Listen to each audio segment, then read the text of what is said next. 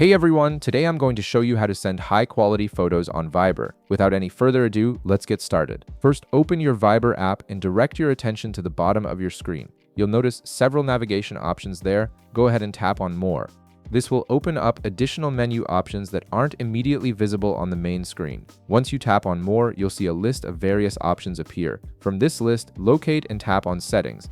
This is where you'll find all the customization options for your Viber app, including how your messages, calls, and media are handled. Inside the Settings menu, you'll see different categories for managing your Viber experience. Look for the option labeled Media and tap on it.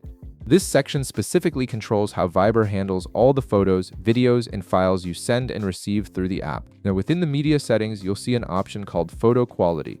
This is the key setting that determines the resolution and clarity of the photos you send through Viber. By default, Viber might compress your photos to save data and send them faster, but this can reduce the quality significantly.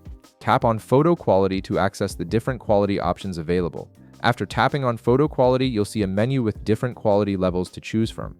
These options typically range from lower quality settings that save data to higher quality settings that preserve your photo's original resolution. Go ahead and tap on Excellent. This is the highest quality setting available in Viber, ensuring that your photos are sent with minimal compression and maximum clarity. This setting is perfect when you want to share important images, professional photos, or any pictures where details really matter. And that's it. You've successfully configured Viber to send high-quality photos. From now on, whenever you share images through the app, they'll be sent in excellent quality, preserving all the details and sharpness of your original photos. If this video helped you out, be sure to leave a like, subscribe, and I'll see you in the next one.